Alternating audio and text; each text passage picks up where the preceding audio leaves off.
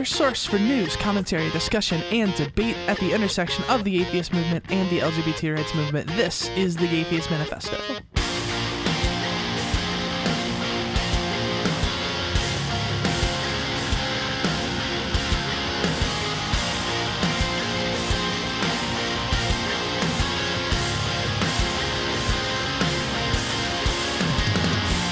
Hello, friends, and welcome to the Gaytheist Manifesto. We are live. It's Christmas Eve. We're hanging out with some friends. We're doing Friendsmas. We got Trav, we got Aiden, we got Marissa, and we've got my fabulous, wonderful, amazing co-host, Ari Stillman. How's everyone doing? Can't complain too much, I guess. Just get it. So that was very non-committal. I feel like I've done this before on a holiday, except nobody knew who I was. Right. Well, and now everyone knows who you are. Yep, which is why this will be the lowest rated holiday episode ever. I am Cool. eggnog like normal humans like. Eggnog is delicious, in my opinion. Yeah. But no one else alcoholic. can like it because it's all mine. Cool. And the Facebook live feed just crashed, so that's fun. So we inherited tech issues from No Religion Required, so that's fun. Yeah. We are live on Damn it, Bobby. Spreaker, and we will be live on Facebook Live as soon as I'm just going to close out Chrome. I'm going to restart my browser, and we're going to do the thing. So in the meantime, a couple of things I wanted to talk about, because the holidays are weird, right? The holidays are weird for lots of people who don't have weird relationships with family and friends. But for trans people, it can be especially weird in a lot of different ways. And so, that got me thinking about how, not only how we deal with family relationships, both the chosen and DNA variety, but how we deal with our past in general. At a really interesting conversation with a friend of mine a while ago, and she was talking about how someone who was related to her had come out as trans, and there was a picture of that person pre-transition in this person's house, and she was wondering, like, is that like a bad thing? Should I not have that? Because in my mind, it's the same person and I just really like that picture, but is it a painful reminder of your past? And so that kind of got me thinking about the intersection of all of those different things and how they all come together. And because that is so much of, if we do still have contact with our family, that's so much of those interactions is sort of wrapped up in who we used to be or who we used to pretend to be, if that makes sense. So wanted to kind of just talk about all of that stuff in general. So I think it might be a good idea for us to just kind of go around the circle and just kind of talk about where we are with that dynamic. Ari, you wanna go first? No, I do not. Marissa, I nominate you. All right. So I'm doing good with boundaries, people. Yeah, Ari, you don't even know which person's your co-host right now. Right. Ari must be very confused right now. So part of what it's been for me is that I had this weird fortune of meeting a ton of famous people before they also knew who I was. And God, that sounds so fucking arrogant. But like, I have, you can't really see it back here, but just this wall of like famous people I've met and bands I've seen and all these people I've spent time with. And I have hundreds of pictures. And I've been very slowly taking them off my wall because I'm no longer comfortable seeing them. I have some with Jim Brown, Hall of Fame football player, Kenny Wayne Shepherd, a famous blues guitarist. Like there's just so many different ones that even early in my transition, I was like, oh yeah, that's me before I transitioned. And now I look at it like, oh God, Riss, you're compensating so hard. Oh, please just stop. That beard you have in that picture with Patton Oswalt, can we just Photoshop that shit out? It's gross. Aiden? Oh, well, I don't know. I at least as far as how I'm handling things before and after transition, I've found that I'm actually kind of comfortable with it. I remember my mom freaking out a few months ago because she had done some research and had she read a few articles online and saw that a lot of trans men were actively trying to escape pictures of themselves when they were younger because they didn't want to be reminded of that. And she was like, please tell me that's not what you want. No, Mom, I'm good. I really have no problems pointing out, yeah, I used to look like a chick, and that's just who I was. My gender doesn't really seem to have any, it doesn't really seem to mar most of my memories. Yeah, your voice sounds like you used to be doing a falsetto. Tell me about it. That Facebook video of me with toes back in February still gets me. It's bizarre. It really is. There goes the microphone. So yeah, I found I'm actually kind of comfortable about that, and it doesn't really bother me. I mean, who was it? I remember Alex had commented. I guess I should clarify. It was Alex Edmonton, I think. And if I got your last name wrong, I'm really sorry. No offense intended. But I remember he'd seemed surprised by my photo, and I had made a joke. Yeah, I know. I used to be a looker back then. Which is true, I was, but And then I ruined it with man juice. I was gonna say, as opposed to now, like We traded tits, Aiden. That's just how it is. I'm okay with that.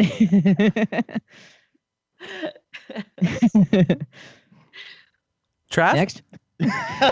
Well, I'm actually. First of all, I just want to say come clean about one thing. I want to fuck an elf. Hang on. Stealing sorry. jokes to get fans.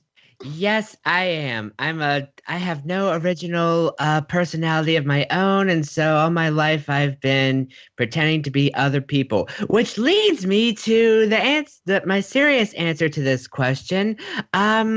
I'm kind of in a weird spot as a non-binary person who's semi-stealth and goes by a name that's basically a condensed version of my given name. It's a really odd situation because, first of all, I should say that my parents know that I'm non-binary. They're totally cool with it. But even then, there are still some things that still some difficult things. I mean, they haven't said anything abusive to me or anything like that, but the pronoun thing is definitely something that they actually don't really bother with. Not because, they think that they're silly or anything like that. It's just, well, my mom has, first of all, my mom has neurological problems, and so she still refers to me by the dog's name sometimes, and so we're trying to remind her to call me they instead of he might be a little too much. Maybe I'll meet them halfway and just say, how about no pronouns at all and just call me Trav?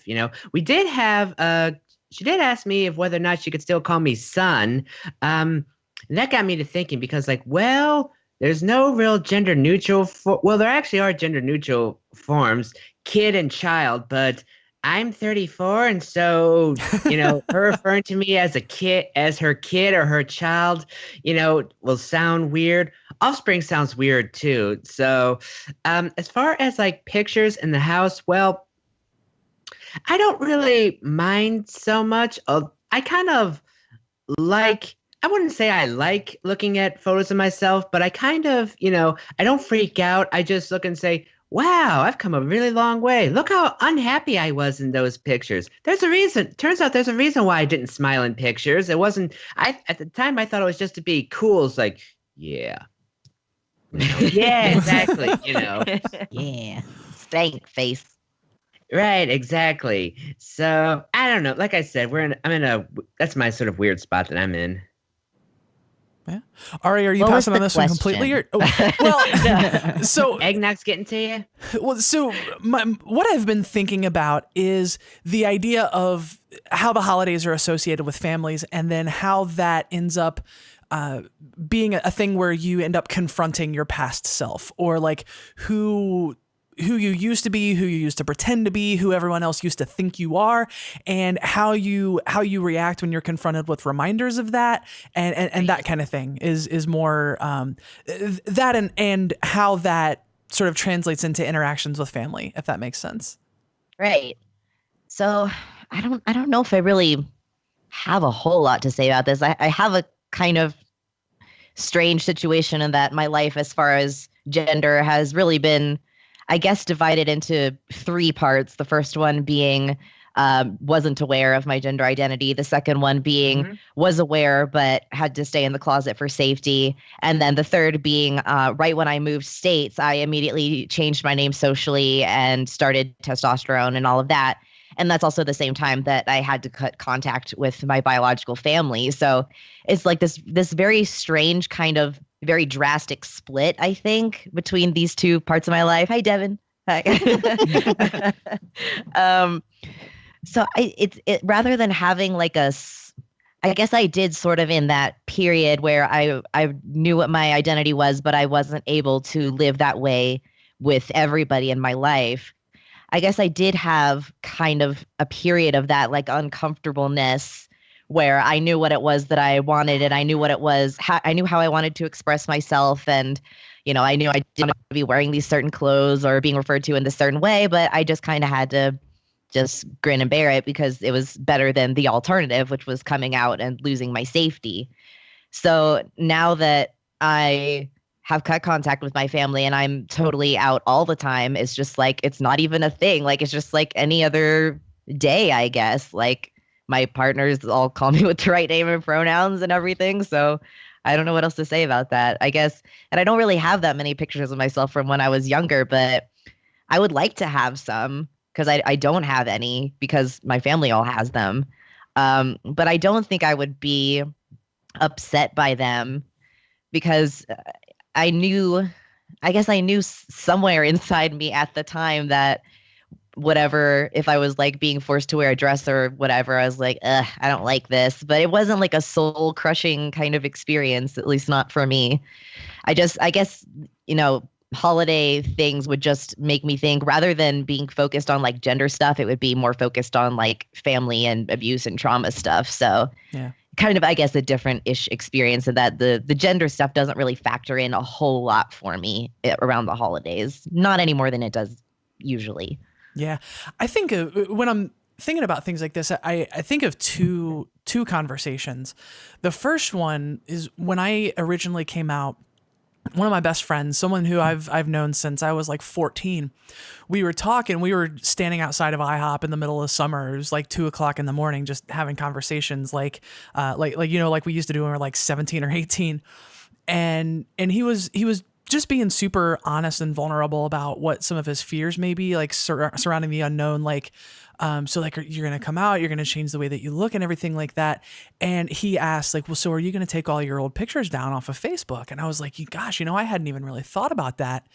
And it took me a second. What he was actually getting at was whether or not I was going to erase my past and try to pretend like I had never lived my life as this other person. And all of these amazing memories that we had shared together, was I just going to move on from that and pretend like none of that ever happened?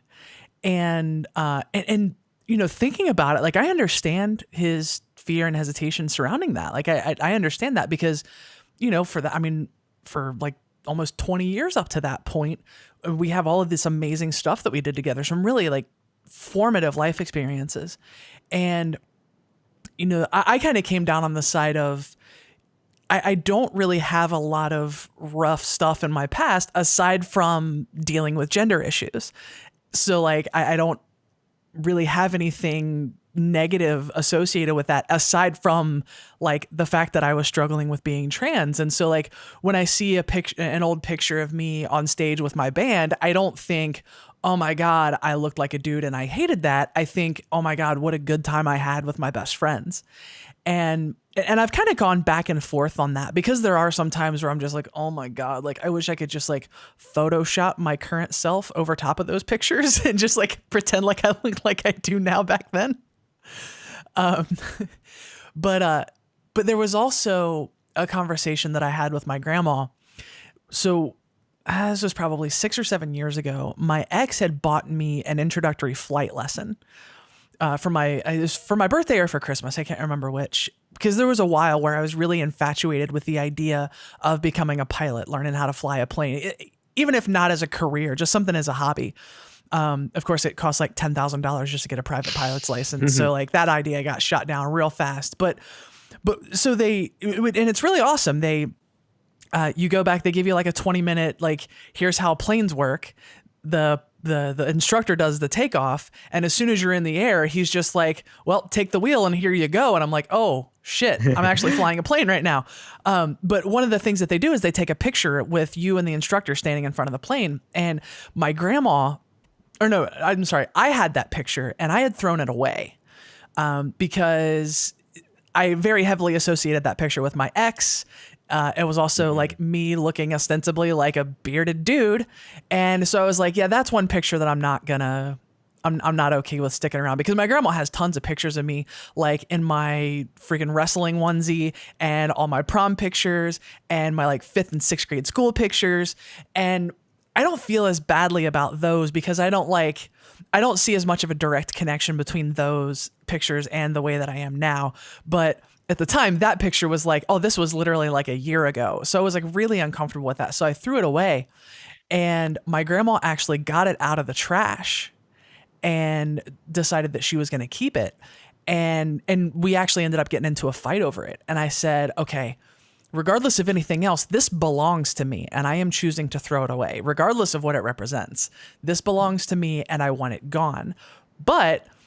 And that was also one of the really frustrating conversations that I had with her, is like, this is a very painful reminder of the relationship that I just ended, that I didn't want to end. And there's now all kinds of animosity between us. And it was like, one of the bright spots in the middle of that really terrible thing. And I don't want to be reminded of that. Not to mention the fact that, like, I'm trans, I've come out, I look a lot different now, I present a lot differently now, and I'm just not comfortable with this existing in the world. And I mean, we ended up like almost yelling at each other back and forth. And so it's interesting to me that I could have such opposite feelings about, that picture versus a picture from around the same time frame that I have a happy association with. So it was almost like the being trans thing didn't even necessarily factor in, which I think is interesting. And then I think about kind of tying that into holidays and that being a reminder of things. I think about how a lot of queer and trans people obviously aren't welcome at home after they come out for one reason or another. And the weird thing about me is I would be, right? Like, I would be there and everyone would be nice-ish. As far as like being polite and making small talk and that kind of stuff. There was never a like, get the hell out of our lives because we think you're terrible moment. There was ever anything like that. I actually chose to remove myself from that situation and made the active decision, like, this is really awkward and frustrating. And I know, like, as nice as they're being to me, they don't accept me for who I am. And that's not an environment that I want to be in. And I own my right to do that. Like, I don't feel bad for making that decision, but it is weird to me. Like, I mean, there are so many people who I guess would want like at least the dynamic that I have. And I'm like choosing to separate myself from it. So I don't know. Further thoughts? Anyone? I'm sorry. Were you about to say something, Marissa? Yeah, go ahead. Oh, okay. Well, I totally get what you're saying about, certain pictures from your past, make you uncomfortable, not because, you're presenting differently, but because that particular situation brought up just bad memories in general. Same thing with my ex-fiance. Like, if I see, if Facebook memories shows me pictures. Fuck Facebook memories, like in so many situations. Well, actually, some of them are kind of funny, but like a lot of them, I don't know. It's like half and half. It's like a lot of times it shows like half of it's like funny stuff I posted during my atheist years, and half of it is like stuff I posted during my sort of cishet Christian years, where it's like ugh.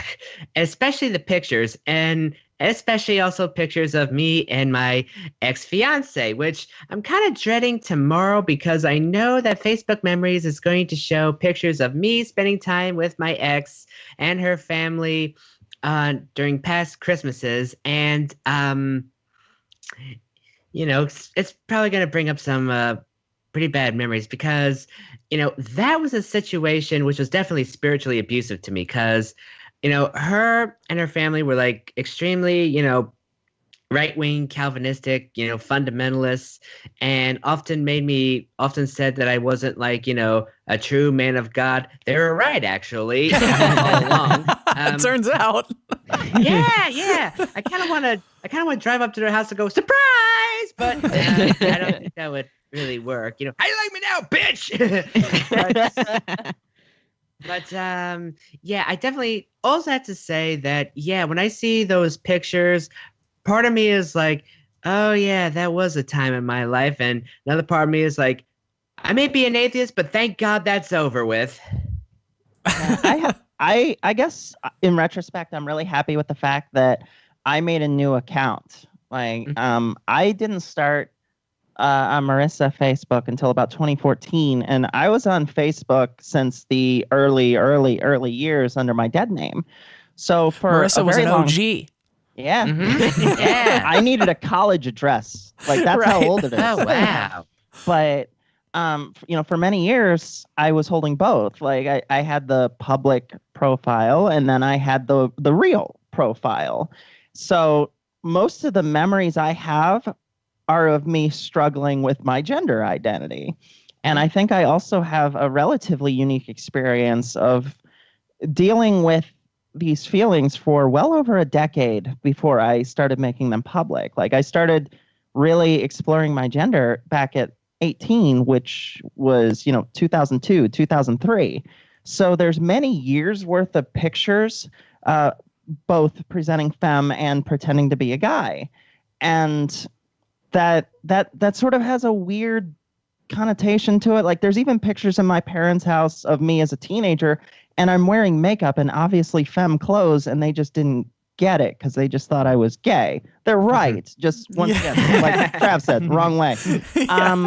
Well, and when you have that kind of style, that's almost an excuse, right? Because I remember when I was 16 and playing in bands, I would wear fishnets and like paint my nails black, and everybody just thought, yeah, exactly. Like, everybody just thought like, oh, that's a music thing. That's because you're in a band, okay? And I'm like, well, yeah, that's what it is. Go ahead and believe that. That's fine. Yeah. I had super long hair and did the goth thing too when I was, 18, 19, and pretty much the same reason. But as for going home, I wouldn't say it was openly hostile. My grandparents really went out of their way to accommodate, although they made sure to mention, that it was a difficult transition for them because they knew me for how long. But with my parents, it felt a little more hostile for a little while, and not even in like an open way, but just it felt like a willful disregard, and it felt like a burden. I felt that the way I was being regarded made me feel like a burden, but then it didn't. I would say halfway through this year, around the time of the live show, I saw it take a turn. But there was a small period of time where I was sitting there talking to my grandmother, and you were there. Yeah. And she referred to me the wrong way, corrected herself, but then noticed that I flinched a little bit and, said something along the lines of, well, I can't really walk on eggshells. Come on, you got to give me time. And I'm sitting there going, I didn't even say anything. If you're going to police me down to my reactions, nonverbal, this is really uncomfortable. So I would say it was difficult for a while, but it's getting better. Good. It was kind of rocky, at least with my mom coming out. She oh God. I get the feeling there's a story there. Oh yeah. Long one. Yeah. One of my favorite comments of all time. Oh God. So yeah, summer last year, she accidentally stumbled on it and called me, and oh my God, was she mad? Why didn't you tell me? She accidentally stumbled on it. How? My cousin she found my account, and I Like on Facebook? yeah, and Okay. I mean it was kind of difficult to do at the time because I had no spine back then, and it was a choice between willfully delete her or be nice, and I did, and practically begged her, for the love of God, do not tell my mother. I will tell her when I'm ready, please. And I think my cousin had commented on something, and according to what I heard, my mother saw and found out and called me, and she was angry. To answer her question, this was part of the reason why. Surprise. And that went for a while, and it looked like she was trying, but very uncomfortable at the time. And I was still seeing my therapist after getting my letter of support. I really make it no secret, but I have a huge history with abuse and gaslighting and whatnot, and I was starting to address that. And I finally had a falling out with my mother where we actually had an argument, and it went on for a bit longer, and it was, I forget, no, that was when Trump was inaugurated, so it was right before I started T, and I lost something of hers accidentally, and I remember her saying, I do not believe that you are trans. I think you're just doing this so you can stay married to Riss, and I lost it. We didn't talk for a while, reconciled, and on her birthday, or I saw her around her birthday, she didn't seem to get it, so I just explained it in the best way I could. I really don't hate my past. I mean, I liked myself when I was a kid, and I'm not really uncomfortable with the fact that I was once presenting as female. But I do honestly feel that presenting and living as male works much better for me. I mean, the effects were almost immediate, and for some reason that seemed to click with her. Oh, now I get it. She still stumbles every now and then, but ever since, she's been extremely supportive. So my argument on my own show is, I don't care how big of a bigot you are, but if someone like my mother can stumble and get it, so can you. Yeah, Good. that's good. fair. And just to add on to that, if you wanted to get technical, you would have had to not transition to stay married to me since I was such a dyke, right? Yeah, her argument was once, she's trans, that means she wants to get married to men, right? No, I Ooh. really don't think so. But, Happy coincidence. Right. Turns out. uh, So Celeste and I went to Michael's the other day to find a Christmas present for my mom, and I saw someone who I am almost positive was actually a guy who was very, very important on my past. My friend Elijah, who he played drums in a bunch of bands that I was in, and he and I were very, very close at one point. And he was the first friend I had ever had who had like some serious stuff in his past and chosen to share that with me. Because I had a lot of friends who I knew had some sort of trauma, some mental illness, suicide ideation, that kind of stuff. Like there were friends who I knew that stuff was a thing for them, but no one who had actually chosen to like share that kind of stuff with me on a deep level. And he did. And I mean, I would spend, especially like when I was between jobs, I mean, I would spend weeks sleeping at his house, just hanging out. And so we stopped seeing each other quite as much after the band stuff stopped, because that's just kind of how things work a lot of times. And he friended me on Facebook, and he had turned into this like conservative asshole. And Oh no. yeah, and this was before I had become super politically aware. So I just kind of shrugged it off, because it was like, at that point I was one of those people that was like, well, I disagree, but it's whatever. Like I wasn't to the level where I actually cared that much about it yet. And then as I was coming out to people, I sent him a Facebook message one day, and I told him, I said, yeah, this is a thing, I'm trans. And he actually got hurt that as close as we had been, that I had never shared that with him. Like he actually acted like it wasn't that he had any problem with me being trans. It was that he hated the fact that I didn't ever feel that comfortable enough to share that with him. And so I was like, well, then he's definitely on board. Like this is cool. And then not too long after that, he kept posting pro-Trump stuff, and so I ended up just unfriending him quietly, unfriending him. And I forget who it was. Somebody had told me that he was whining about me on Facebook, and he was whining that me and snowflakes. Right, exactly. Me and this the guy who'd been the other guitar player in our band had both unfriended him for the same reason. And of course he used my dead name, which was like stab him in the face. But so I went and I went look, because it had been months at this point.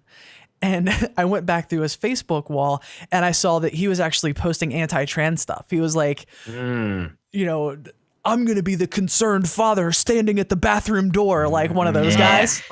Yeah. And so this is absolutely the worst I've ever gotten on Facebook, and I feel 100% justified doing it.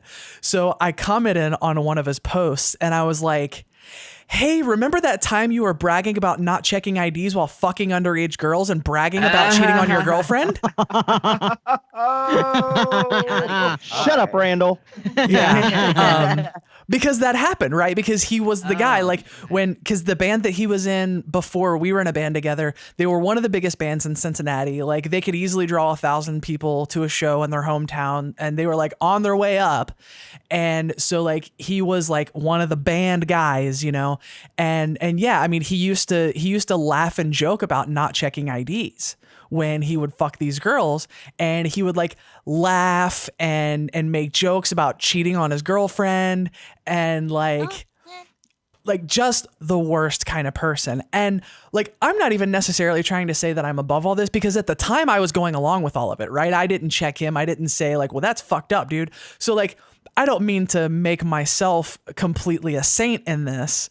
I have certainly changed since then. It doesn't seem like he has. So yeah, was this before or after he ran for Senate in Alabama? Right. Nice. No, he lives deep in the heart of Kentucky. That's where There's he's a difference. at. That's fair. It's all the old Confederacy to me, you know. That's fair.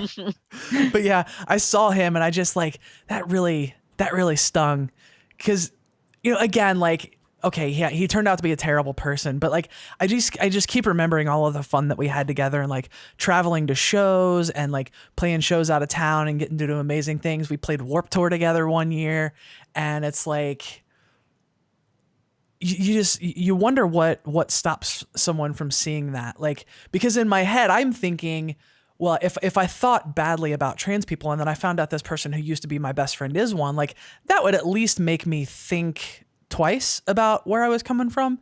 But I mean, he was like unambiguously like, trans people are terrible and they want to molest our kids and that kind of stuff. And like, Coming from the guy who fucks underage girls. well, right. Yeah, really. But I don't know. I just like, is there nothing that like will make people like that stop and think? No. The ones that react like that are hiding something, usually related to those, shall we say, shenanigans. You think so? Like, because here's the thing. I know, like, there was that one small study that like did the like cis guys who are homophobes get aroused by gay porn thing, but like, I don't know. Like, I think it's simpler than that. Sometimes I think people are just assholes. And they're just like incurably assholes. I don't know. But I don't necessarily mean that they're, you know, it's the old cis homophobes are, you know, aroused by gay porn. It's just more like they're making a big scene over something to cover up for something else. And it doesn't necessarily also have to be the fact that they're gay. But, you know, you were talking about your friend who used to fuck underage girls and may still fuck underage girls. And if that's what you do, of course you're going to make a scene about, you know, this perceived other that might be doing that. Because if you jingle those keys over here, then they're not going to look at his activities. Right. That makes sense. And yeah, well, and of course my thought is like, well, you know the person you used to be and maybe to some degree still are. And maybe that's why you're so worried about it. But like, I just keep thinking like, you remember me being the person in the band who was like, I would laugh and go along with that stuff, but I never did any of that stuff. You know what I mean? Like I was the person like at 16, like I almost ruined my first time having sex because I spent so much time getting consent from my girlfriend at the time. Like I wanted to have a 10-minute conversation about, are you ready for this? Are you sure you're okay? Here's what I'm thinking about doing. Is this okay? Like, Shut up and fuck me. right? Like I said, yes. Can we just fucking do this, please? but yeah, and I don't know. I hate people. I think that's what it comes down to. I just seeing him was like, right. Well, and I just kept thinking, and I've had a couple of times lately where I've ran into people that like I used to work with or people that I used to know in some capacity. And I'm like there's absolutely no way that they would recognize me, like both just like as a human being and physically. When Celeste and I went and saw the new Star Wars movie the other night, there was a guy that I spent 3 years working with this guy at Best Buy. And like, I have no doubt that were I still pre-transition, that he would totally know who I was.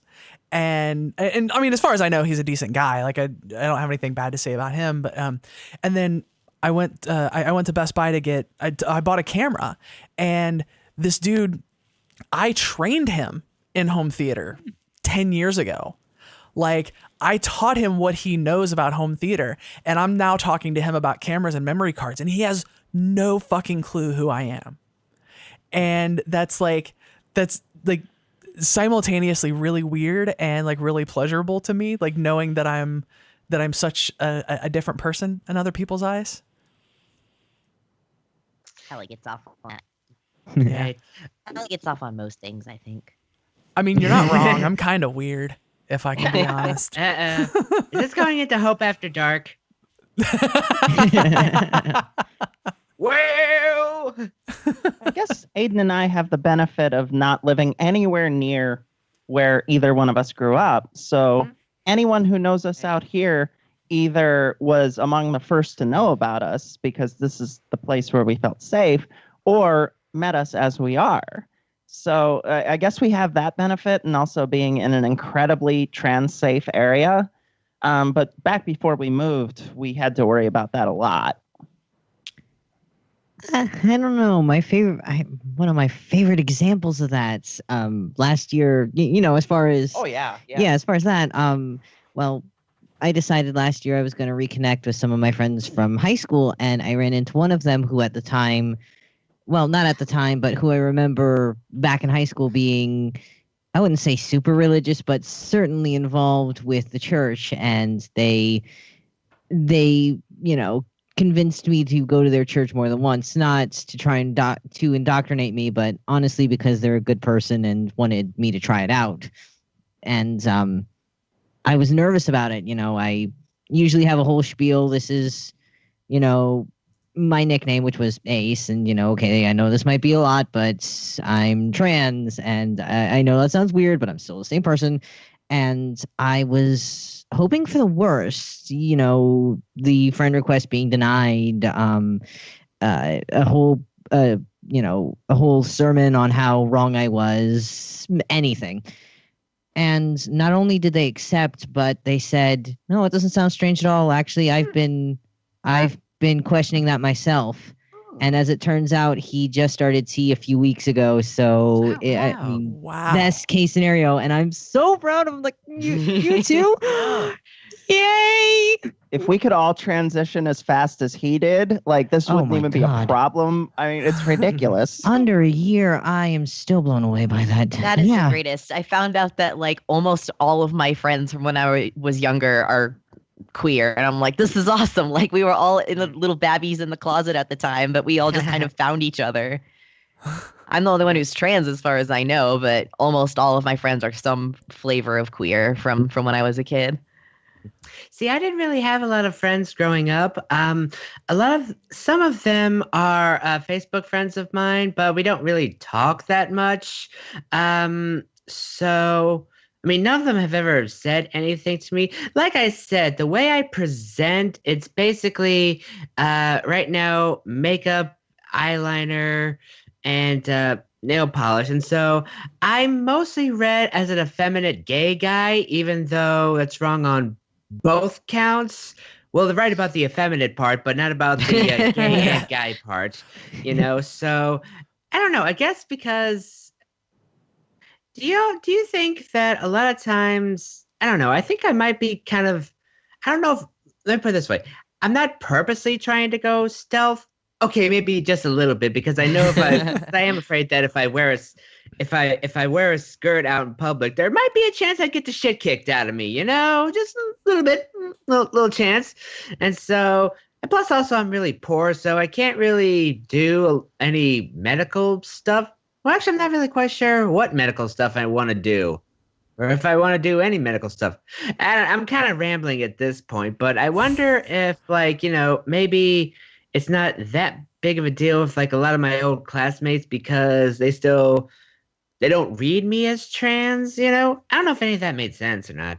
Yeah, it totally does. No. Well, and I remember, Trav, when I was talking about the kind of stuff that I wanted to talk about, that you were talking about how like there's not necessarily like a well-defined split between like your past life and your present life, like there is for some trans folks.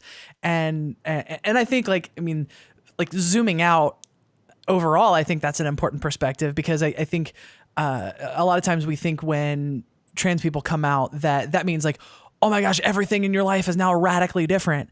And I mean, for some of us it is, for me it certainly was, but I think it's important and valuable to note that that's not necessarily the case.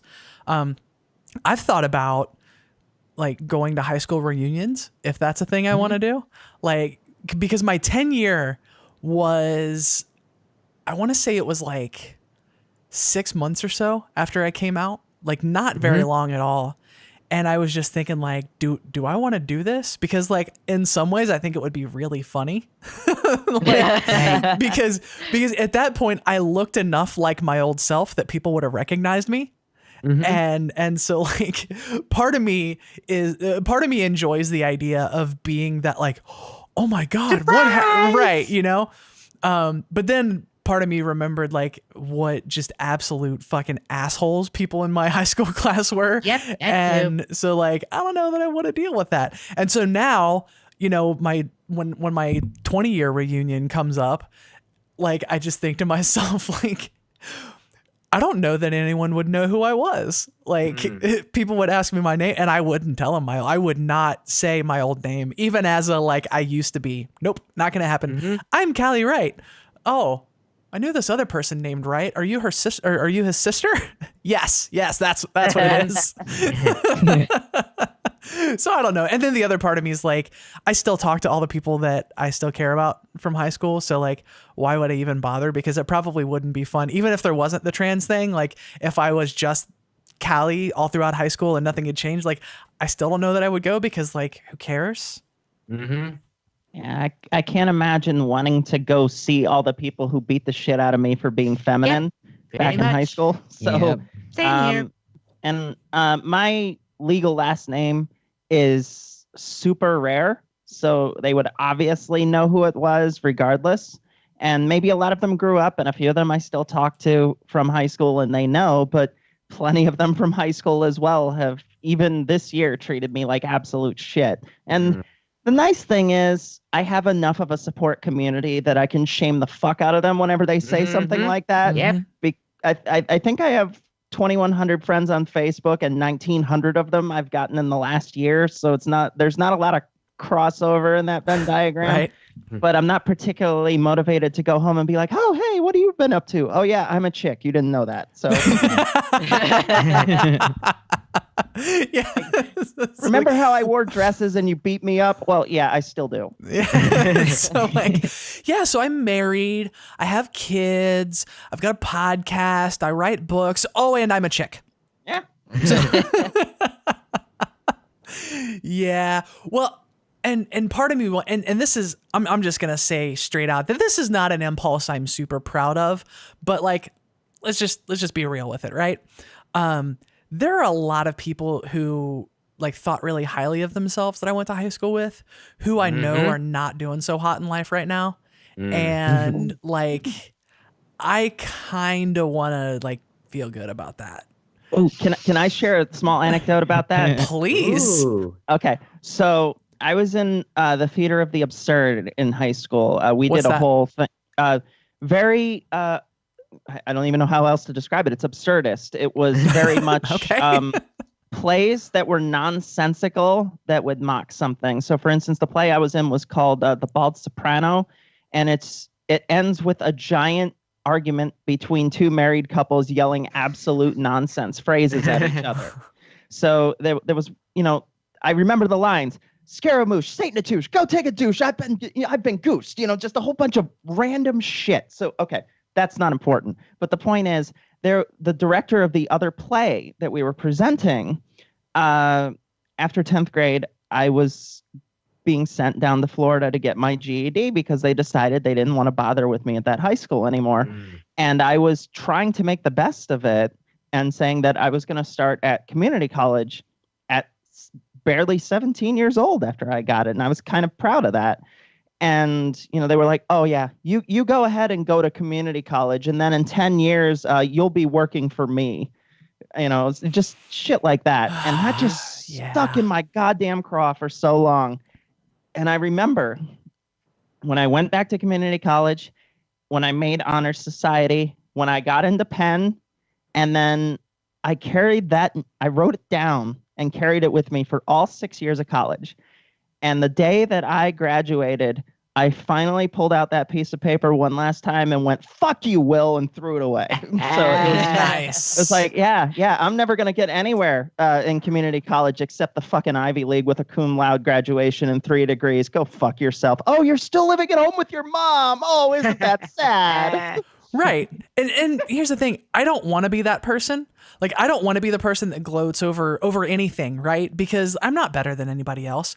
But like, to the people who are like, that's fair. But like, and I always want to be like, well, you did it first, so I'm going to tell you how much better of a person I am than you right now. But like, and the thing that's sad though, the thing that bothers me is that in so many ways to those people, like the things that I have accomplished wouldn't matter. And that's if I can make things sad, because that's apparently one of my superpowers. When I've thought a lot of, like, there are so many memes going around Facebook about how it's okay to not want to repair your relationships with toxic people, right? 100% on board with 100% of that. You should feel no obligation to do so. Like, if you want to for its own sake, then do the thing, but it's not anything that you should feel obligated to at all. And I've actually been giving some thought to trying to reconcile things with my grandma, because not out of some like sense of like we share some DNA, therefore I have to have a relationship with you. But like I used to be her favorite grandkid, and she helped raise me, and we did so much fun stuff together, and and I have so many great memories with her. And I just keep thinking like, well, if I just construct the right argument, if I say the right thing, maybe she'll come around. Because before I stopped our relationship, I mean, she was calling me Callie. She was using the right pronouns. She even bought me clothes now and then. But there was always that thing in the air hanging like, but I don't approve of any of this because of what God says, Yeah. And there were these little pot shots about adulthood because she's kind of petty. But obviously that had nothing to do with me being trans. I mean, that's just kind of who she is. And so I just keep thinking to myself, like, maybe it's worth trying to repair that relationship. But then, if I go to her house and I decide like I want to talk things out, so we're gonna catch up. How have things been? Because I haven't talked to her in 2 years, 2.5 years actually.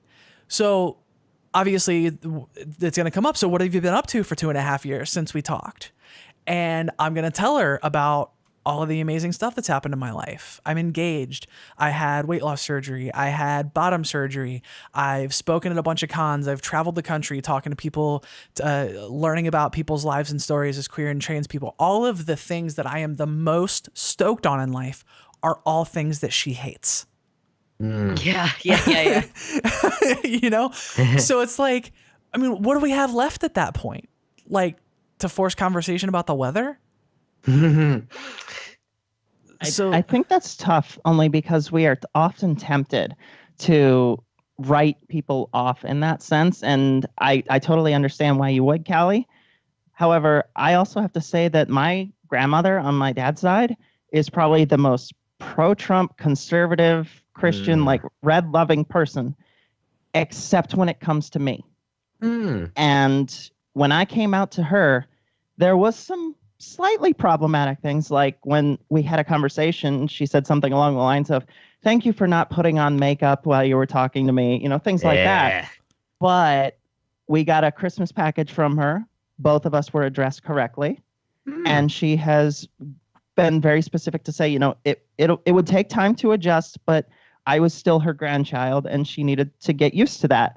And, to sort of modify something we heard earlier, if an 80-something-year-old Southern Ohio, conservative Trump voter can adjust to names and pronouns, just like your mother, from a completely different background, but still, it's like, if they can do it, so can you. Yep. Yeah. Cool. So I'm wondering, maybe I should sort of talk to my folks about the whole pronoun thing. I'm not really quite sure how that conversation would go. I mean, like I said, well, at least my mom knows that I prefer they, them pronouns. But, like I said, she frequently, she has bad memory and, other neurological stuff. So I don't know if that's a something I should push, or maybe have some sort of compromise where I say, how about no pronouns at all? Because she goes to a pretty liberal Lutheran church where the pastor there, who's a female, doesn't even use pronouns for God. And so I was like, well, why don't you just, use my name the way Just pretend I'm God. Yeah, that's true. That's true. But I was actually going with, her just saying the word Trav rather than he or she or even they, I don't know. It's like, I've been thinking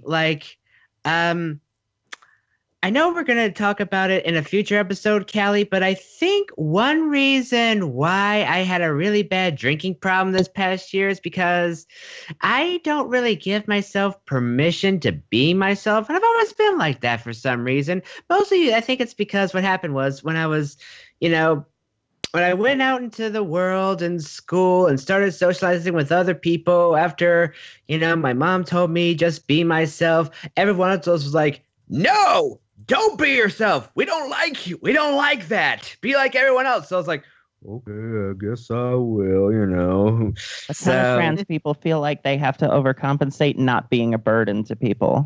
So that's natural. Oh my God. That may be a natural reaction to that. Yep. Especially with the pronouns, Trav, which is something that I can relate to you on, since we both use they pronouns, and that's not something that a lot of people are used to. Right. Even now, when I'm supposed to be, out 100% of the time, when people get my pronouns wrong, I still don't correct them. Even if it's, a classmate or something, I'm just maybe 5% or 10% of the time I'll correct them, but usually I'll just not say anything because I'm like, do I really have a right to have this kind of strange request that I have that people use this type of language that they're not opposed to using? And also I'm just I don't want to make a scene. I don't want to take the focus away from whatever is happening in the situation and turn it on me and be like, oh, actually my pronouns are this. And then all of a sudden everyone's out of the conversation and I've interrupted and all of that. So I'm starting to get a little bit better at it because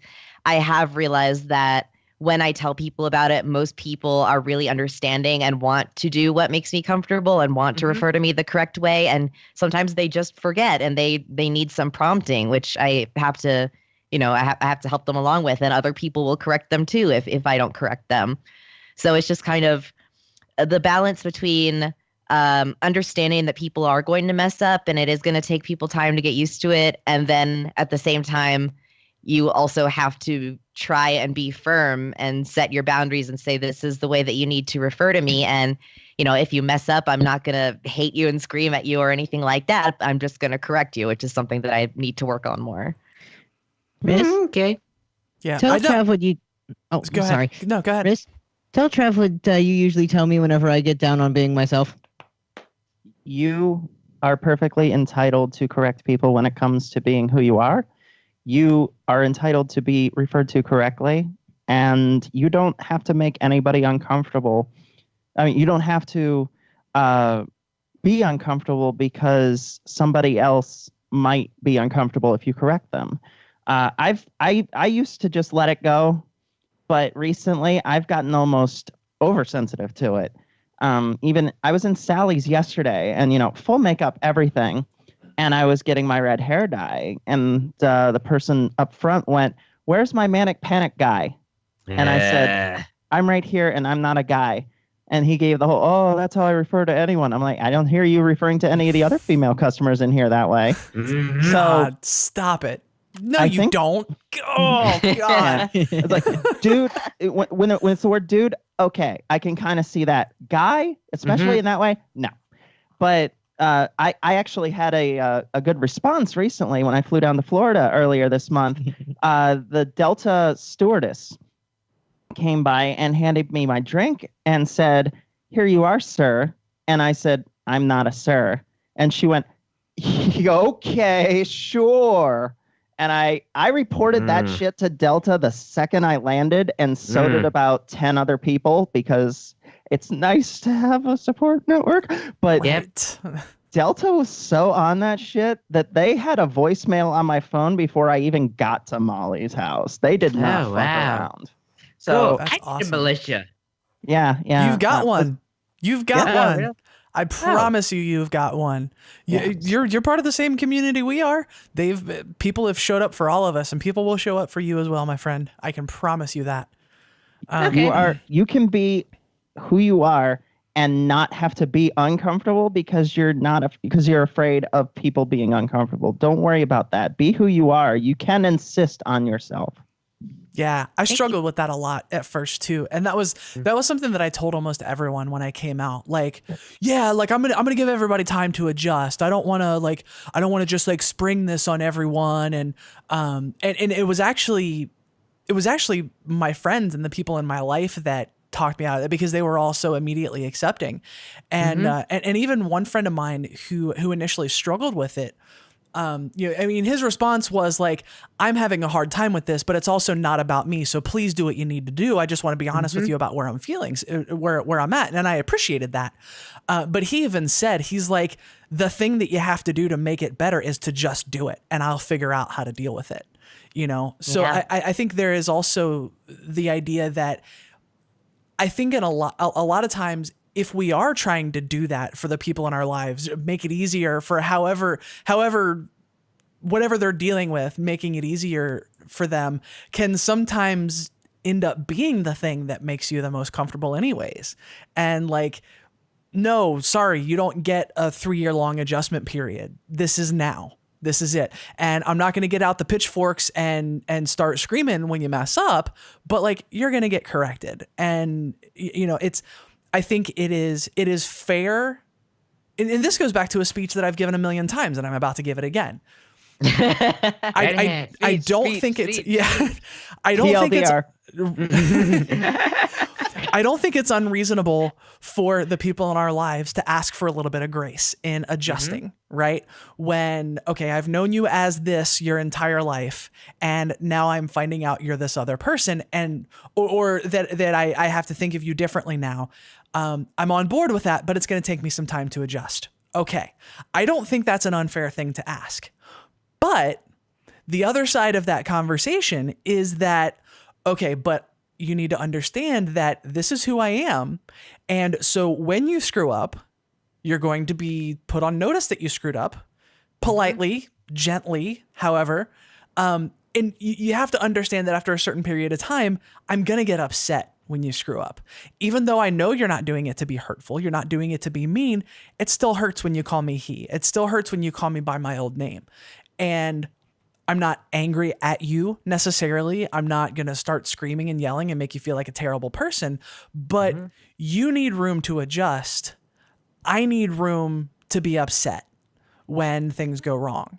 And you have to be willing to give me that as much as I'm willing to give you the grace of the time to adjust, if that makes sense. We don't owe anyone not being hurt by their mistakes. Yeah. Okay. But devil's advocate, aren't we just like policing people's free speech and ruining the atheist movement with all the this fuck out, political? Trav, I am in control of this No. Skype call, and No. like I can right click and Did you guys see that one recently where someone actually used that argument on me? No, I don't think I so. don't Teacher. think so. Oh yeah. And I had, someone said your definition of gender is invalid, and you cannot dictate to me what I call you. You are free to be whoever you want, but you will not tell me who you are in, your science. Oh, And I so you went, were arguing with Jordan That Peterson. asshole. No, but I was able to go, hey, have you met my friend PZ Myers, who has been who has Yeah. volunteered to be tagged into Right. any conversation? Right. And I told him that regardless of how much he masturbates over Ayn Rand, it's not going to change the fact that you don't have more right to my identity than I do. And someone else who I didn't know responded with the best comment ever. They said, I can't imagine being in a spot in my life where I would be so privileged that someone asking to be called their legal name is seen as an infringement on their rights. And I was like, fucking mic drop. That's right. And my response to that is always, yes, you do have the right to me. You do have the right to refer to me as an incorrect name or incorrect pronouns. I also have the right to think you're an asshole and not talk to you ever again. Yep. Yes. 100%. Next time someone does that, I think I'm just gonna start calling them Shirley. Like, okay, Shirley. Yeah, my name's not that's Shirley. what I Whatever, like. Shirley. Of course I'm serious. And don't call me Shirley. And your name Surely. is Susan and your pronouns are Zeezer. That's Because I right. decided they are. Trav, I Yep. just want to tell you both, good luck. We're all counting on you. There are probably like 5 people listening who got that reference. Oh, God, we just aged ourselves. I didn't we? know. Because Chump that's don't a want the help. fucking Chump don't get the help. because that's a fucking thing we can do is age ourselves now, right? Like, Yep. oh my God. The first time it happened to me was when my brother referred to the old Mega Man as Mega Man X on Super Nintendo. Mm. Nobody one else? with the kids, didn't we? When we were watching movie reviews and they were talking about, what was it, Jonathan Taylor Thomas? Yeah. And explaining how Wow. that was a pop cultural phenomenon when we were kids. Yeah. Right. Oh, Right. gosh. I was talking about Devon Sawa the other day. He was a big thing Oh, for like I 3 remember him. movies. The guy who played, I think he played Casper in the, Yes.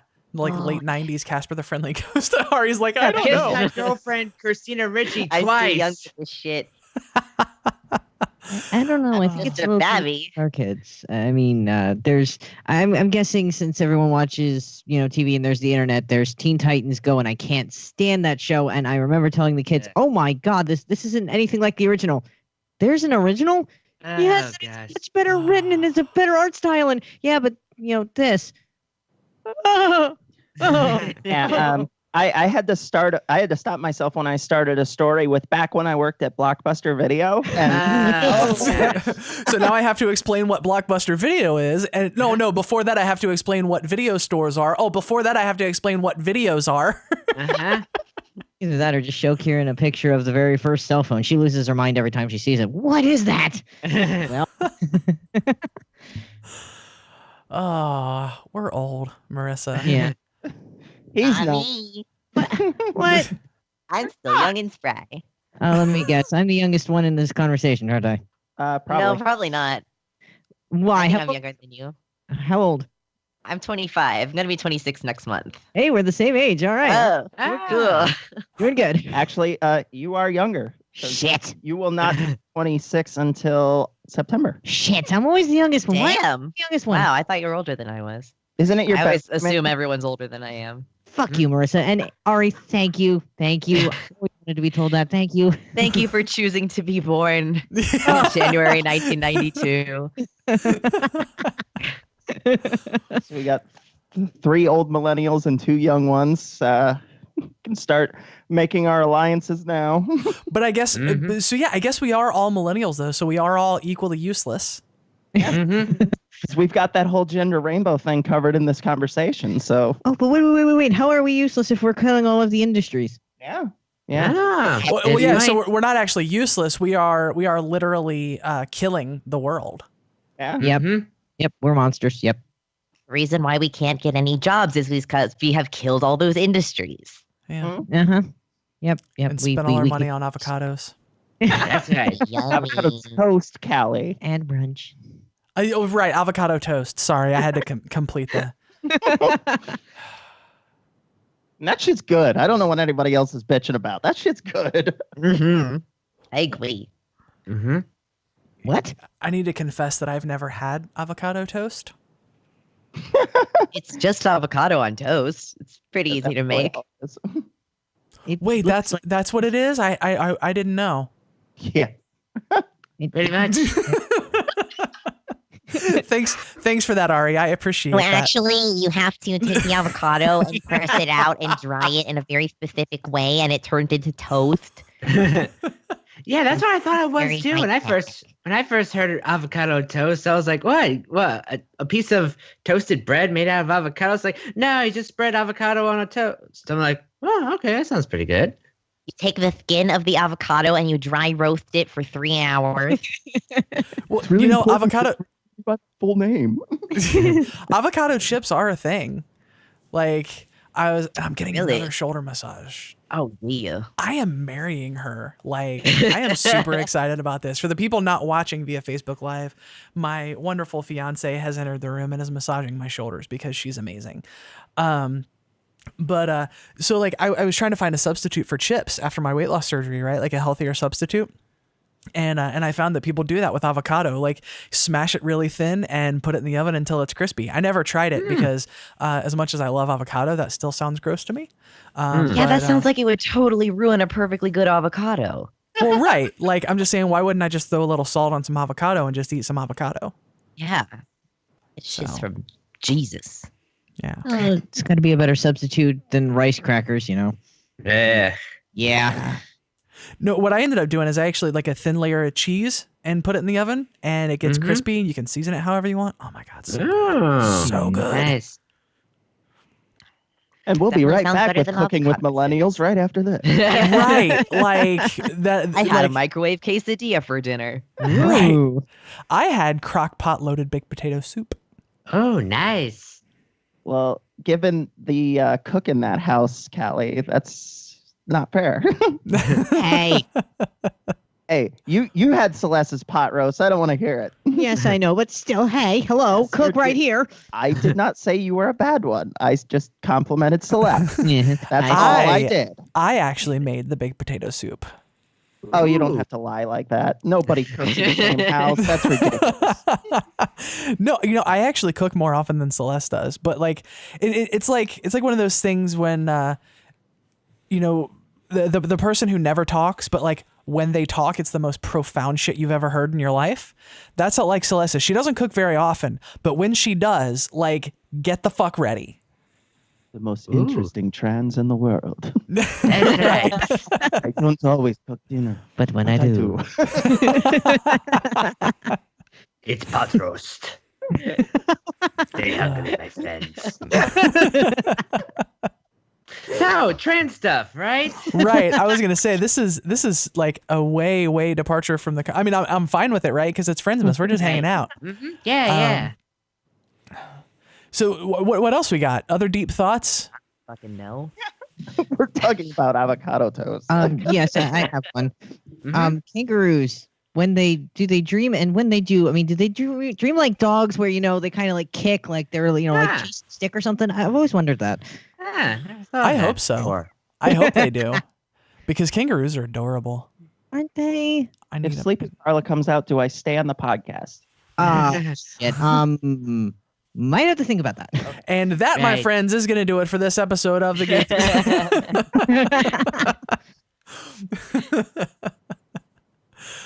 Oh, gosh. Well, I think. Distracting some lonely people. Yeah. What'd you say? I said, hopefully, we're distracting some lonely people for a while. All right, that's the Yeah. idea. Like, I felt bad that we couldn't do it on Thanksgiving like we have the last couple of years. But the couple of years before that, I had managed to get off work on Thanksgiving, even though I work in a call center, and like you never get holidays off when you work in a call center. I managed to score Thanksgiving off the last couple of years. Of course, I managed to score Christmas off this year, so Nice. pretty happy about that. And Yeah. And like part of me feels guilty because a lot of people want Christmas off because they have kids. I don't have kids. I just want Christmas off because last year I was recovering from major surgery on Christmas and didn't have a super fun time. And this year I actually get to like hang out with my family and do stuff.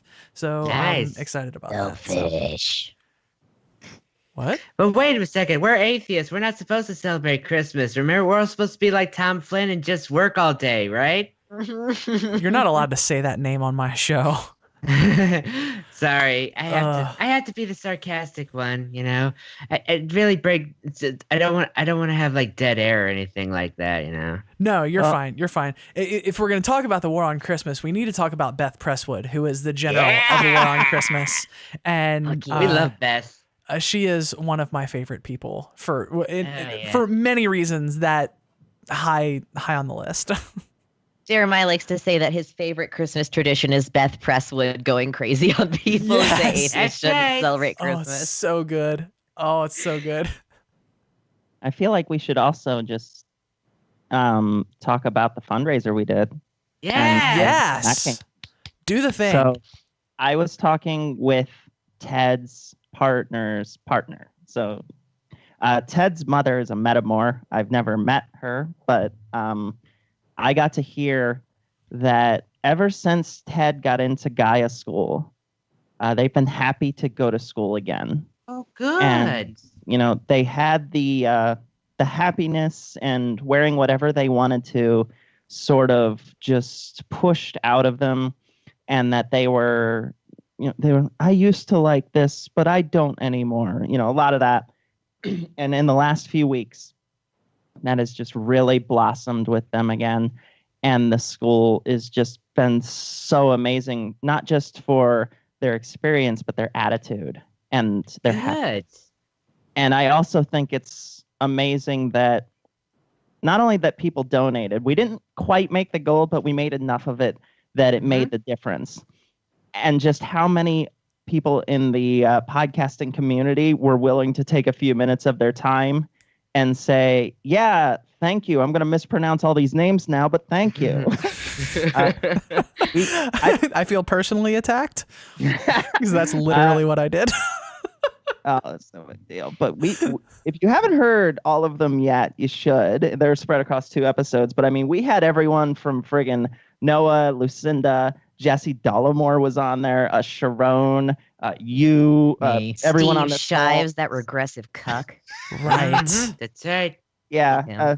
The first 5 were, of course, on the Sis show 2 weeks ago. But then the second half, 35 minutes worth of people just who came on to say thank you for our little fundraiser. And that, I think, is something to really be proud of this year. Mm-hmm. Yeah, nice to get some good news in the big dumpster fire that was 2017, which led to my year-long drinking problem. So, yeah, we're yay for sobriety and fundraising. That was really offensive to dumpster fires, Trav.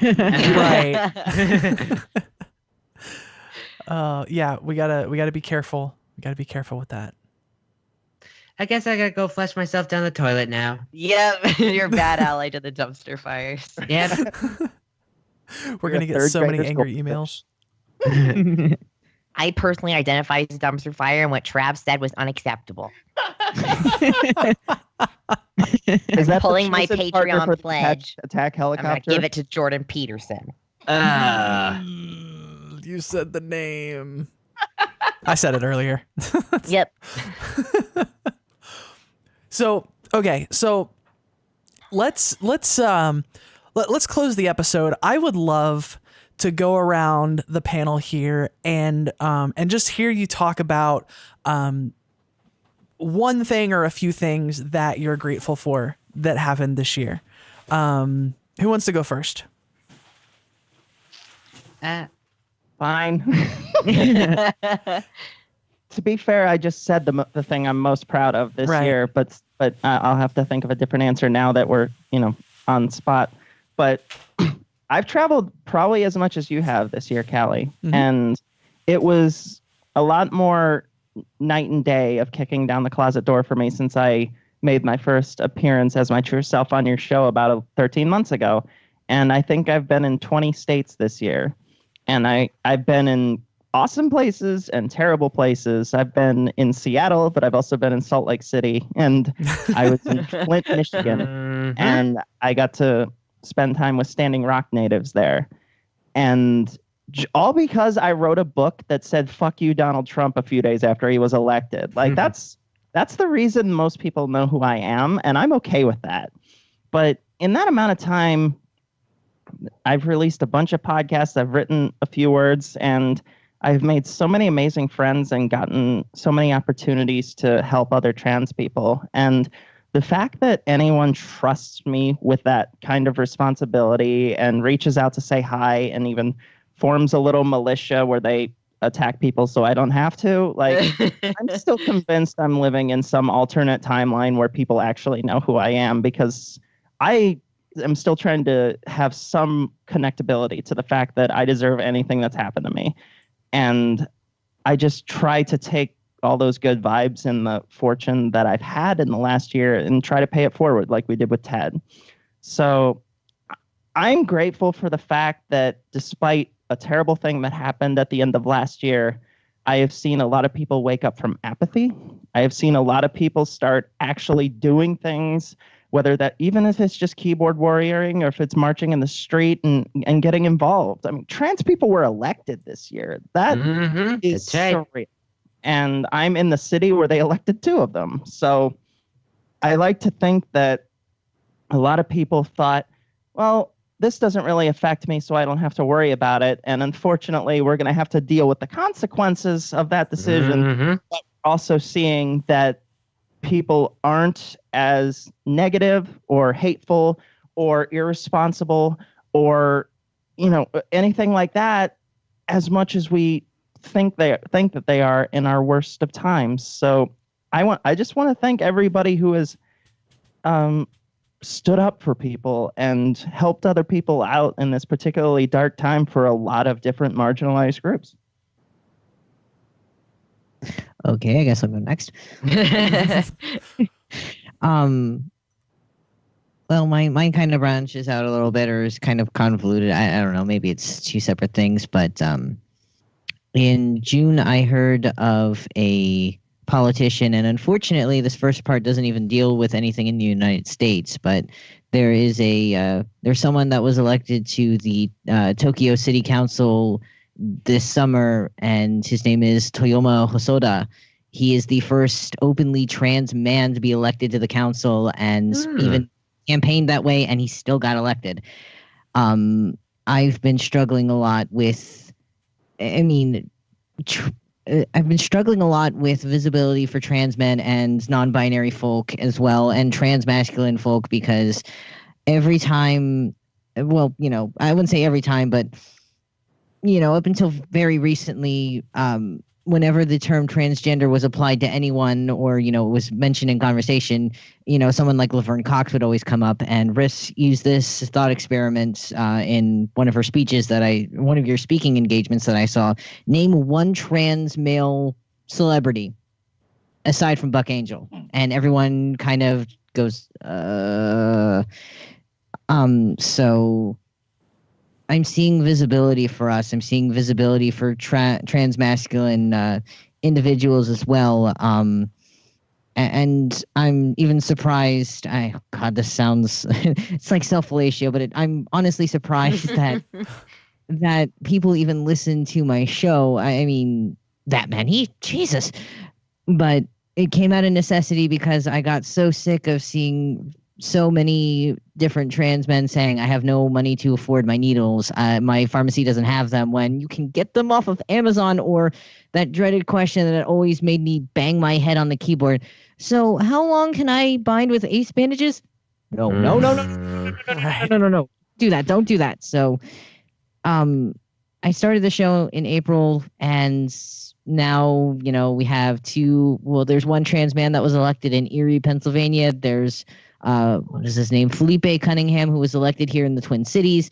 Toyoma Hosoda, who was elected in Tokyo. We're finally getting some visibility, and it gives me some hope for the future, because yes, people are correct when they use the term transgender and think of Laverne Cox or you, Callie, or you, Marissa. But we also need to see a much, much, much, much, much wider visibility on trans men like myself or Felipe or Tyler or even Tyler? Tyler, come here. or We're Styles. gonna get married again, Tyler. or Styles, because obviously there's not a lot of questions.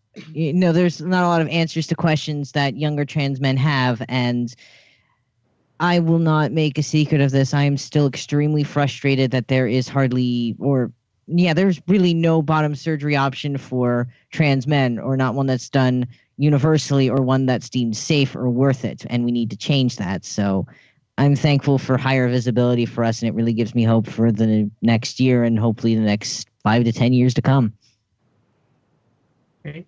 I guess I'll go next. Let's see here. I'm thankful for basically all of you, even though I sometimes feel like I sometimes worry that you all feel like you have to keep reminding me like every other day that, my voice matters. I'm pretty sure you're like, oh shit, I gotta answer Trav's text again. They're depressed. But I really do appreciate. Oh yeah, that's mostly just Callie, but yeah, I do appreciate, all the love and support that I've gotten from, you all and everyone listening, and like the people who, message me and say, hey, thanks for representing NBs. And so I just have to remember that people really appreciate what I do, and more often. Ari, what you got? Do I have to talk about feelings? I don't like this part. Hey, I managed to do that sober, so That's true. If you did it, then I could do it too. and sober too. Yeah.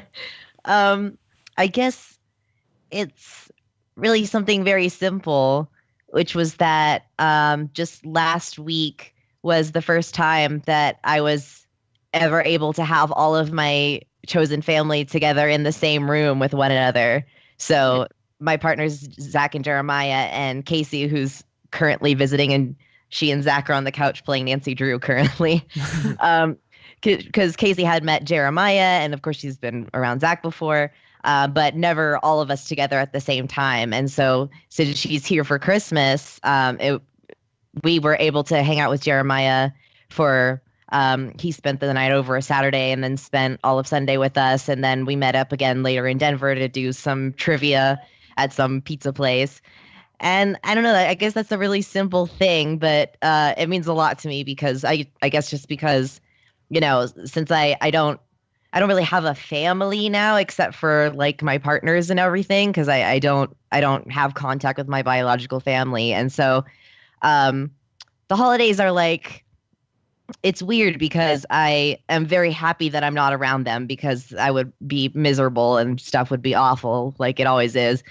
But then I do in a weird way kind of miss them in that weird way, just because they've always, been there since I've been a little kid, and that one stable thing in my life. And then, now that one stable thing is gone, I have to kind of piece together a new stability in my life as far as family goes. And hopefully this turns out to be a pretty stable arrangement. But yeah, I guess it just feels good to have Zach and Casey around. And Jeremiah is unfortunately not here for Christmas itself because he's in Arizona with his family. But, I still was able to spend time with him and all of us together. And I'm still, texting him and everything. So it just feels good to have people that I can think of as my family and I can think of as being a stable support who aren't also shitheads. So that's all right.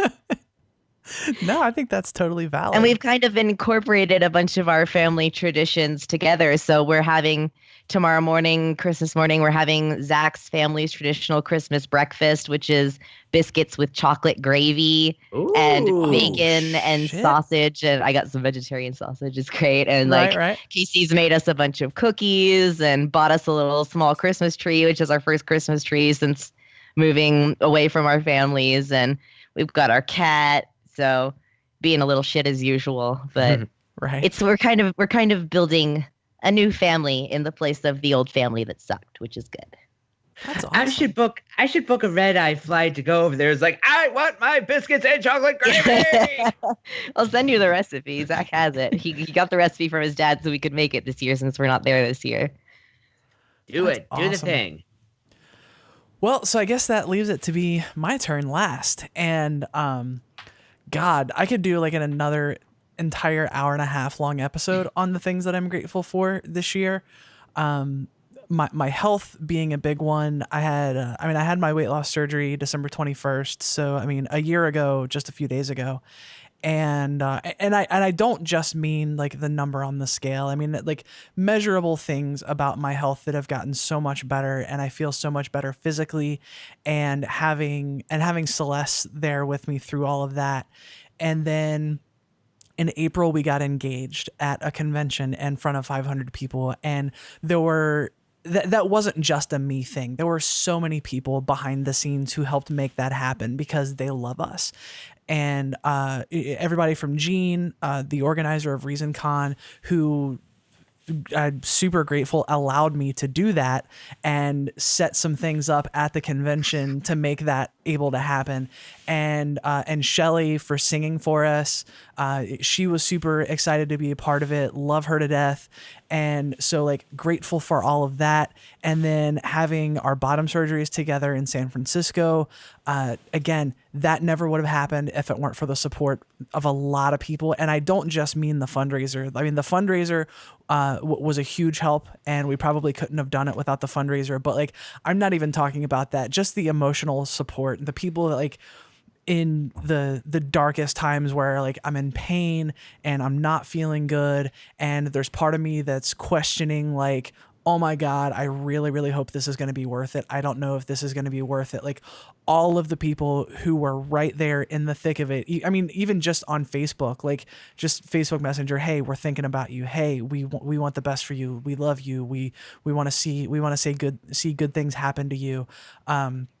Through, setting our wedding date, Celeste and I, it's been the best year of my life, hands down, this year. And it sucks that comes all in the midst of the literal fucking world being on fire. But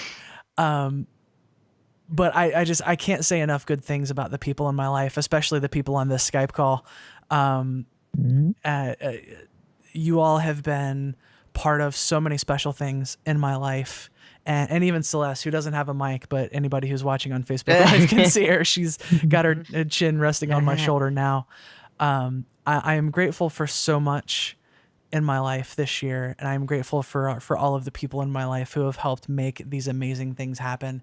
I've seen so many of my dreams come true on a personal level, and I feel like we've been able to accomplish a lot of things with the show, making people feel good about themselves, helping people out a lot, and that's super valuable. And I mean that's not something that just I did or that just Ari and I did. That's something that a lot of people have helped make happen. And I am incredibly, incredibly grateful for everyone who's had any involvement in that. Most especially the people on this call, because it's not exclusively the people on this call, but I feel like the people on this call are the people who probably played some of the biggest parts.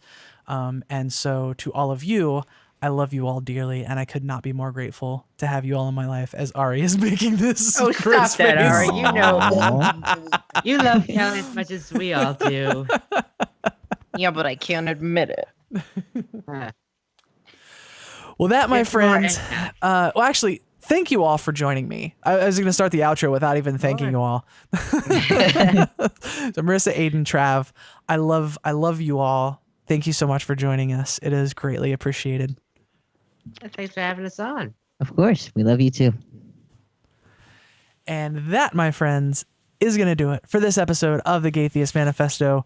We are a proud member of the Trans Podcaster Visibility Initiative. We are a group of trans podcasting badasses working to bring more trans voices into podcasting and other content creation. Search for the Trans Podcaster Visibility Initiative. Search for the Trans Podcaster Visibility Initiative on Facebook for more info. You can find the show on Facebook at facebook.com/The Gaytheist Manifesto. You can email us at podcast@thegaytheistmanifesto.com. I'm on Twitter at Gaytheist Callie. You can find the show on Twitter at The Gaytheist. And I hope Ari's got a thing. 'Twas the night before Crimba, and all through the apartment, not a creature was stirring, except for Tina, who was trying to get into the trash and being a little shit. The Stillmans were lying asleep in their bed, with visions of Crimburgers all up in their heads, when suddenly a knock rang out from the door. Now who could that be? Did you order a whore? Ari fumbled awake and shuffled inside, like a sleepy zombie whose insides were dead. They unlocked the door and turned on the light. And what they saw there gave them a great fright. Santa, they cried, I thought you were fake. Whatever are you doing at our doorstep so late? The figure stepped forward into the hall, dwarfing young Ari, who was very small. The cat became spooked and runned away, praying, save me, Ted Cruz, as under the bed he lay. Ari called Zach, is everything fine? I think so, they hesitated, and ended this line. Zach came forward into the room, and when he saw their guest, his heart did a bang-ding-zoom. I don't think our visitor is Santa, you see, for his skin is all red and his tail pokety. And just as he said that, Ari jumped with glee, for they realized what it was that Zach had come to see. Kalu, huzzah, they both cried with all their might. Our Lord and Savior Satan has come in the night. Yeah. Oh, Satan, said Ari, you must be so hungry after traveling so long and so far. Also, scrungy. I have something for you. This afternoon I baked them. And they offered a cookie which spelled out, Hail Satan. Yeah. The devil ate, stuffing his ravenous head. And with his blood sugar up, he finally said, excellent, faithful servant and gobbledygurk. Now where can I follow more of your work? Well, Satan, I'm flattered, but surely you know that Facebook is always the best place to go. But if you're old-fashioned or your message is long, you can send it to aristillman4@gmail.com. I don't want to assume your gender, Dark Lord, but the cis are getting out of hand is good if you're bored. Otherwise, Satan, and I know this is your style, the SJW circle jerk is honestly vile. Devil tossed back his head in a snort, and a deep laughing burst forth from him, of the sort that shook the apartment at its very foundations as he suddenly disappeared along with the libations. The best Christmas ever, sighed Ari, contented, as they leaned against Zach, whose tummy got dented. They whispered as the demon king took his great flight, Hail Satan to all, and to all a good night. Out Shit, how are we gonna back that up? fucking standing. I can't. Oh gosh, I can't even pretend like that didn't happen and finish reading the outro. Ari, nicely done, very nicely done. I can't win. If you want to support the show and the activism we do, you can head to patreon.com/The Gaytheist Manifesto and make a donation as little as $1 per episode. You can also head over to iTunes and give us a 5-star review. That helps us move up in the rankings and get heard by more people. Before we go, I want you to know that if you're lost, you're hurting, you're scared, if you feel like no one cares and no one understands, you need to know there's a community out here that loves you, cares for you, knows that you're capable of amazing things and that you are worthy of love. If you're struggling, please don't be afraid to reach out. Until next time, friends, this is The Gaytheist Manifesto.